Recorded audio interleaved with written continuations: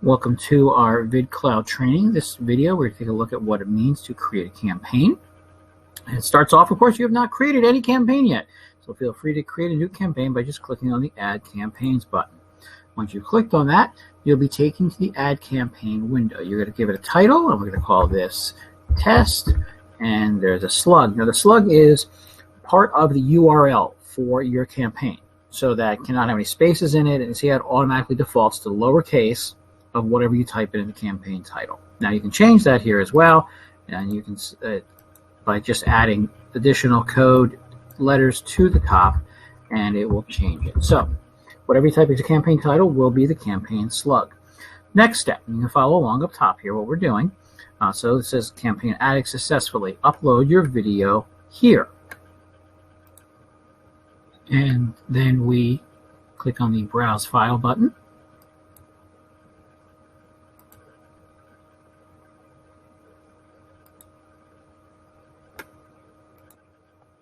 And our file window pops up. We're going to choose the test video, and then it uploads this. It's a video with no sound. It's just a woman watching a fire while she's reading.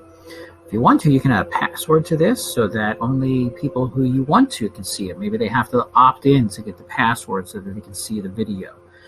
So you can send them to your landing page to collect their email address. So that's what happens here. So then our next step is we can set our thumbnail for the video. So you can prepare one ahead of time and drag and drop it on there. Or, and this is where the real power comes in for this video, you can create a GIF from your video. So we'll say how many seconds. We're going to say for 3 seconds. It's a 7-second video. So we're going to create a GIF. And you give it a second there. It will create that.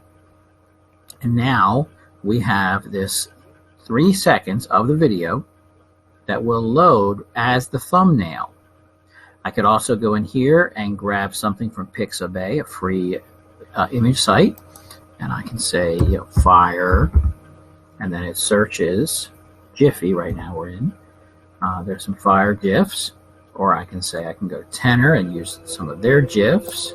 Fire. I can go to Unsplash, a free image site, and search there. Some more options. Pixabay, again, another free image site, free to use. And then, I'm going to stick with this GIF because it is a pretty powerful feature that you can grab, create a GIF right within it. All right, so then we go to our next step.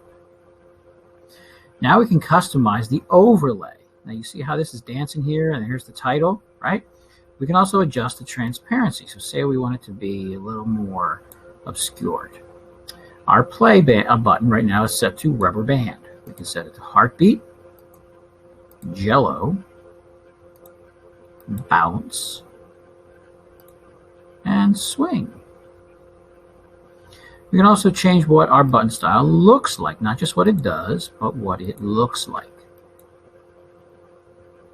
Then we can change our play button title. This vid is lit. See what I did there? You can change the title, color, right? We want to have it a little fiery or yellow, right? Then I can even change the size of the font, customize it. And if I want to, I can add a call to action that will give them a button. Click here for the info. Or you can have them opt in.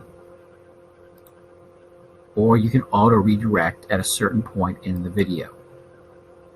So you choose the timing on that as well. When you want it to happen. When they pause it, when it hits the end of the video, or at a certain time in the video. So it's very powerful for online marketers to utilize all these features in here for collecting email addresses and leads.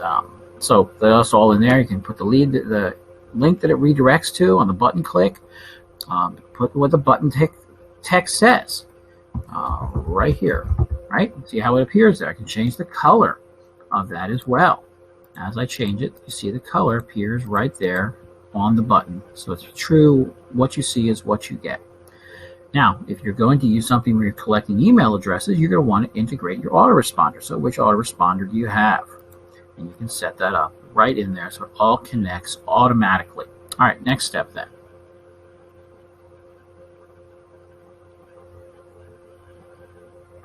is we're going to set our meta tags and tracking code. Oh, I didn't choose my overlay, actually. I apologize.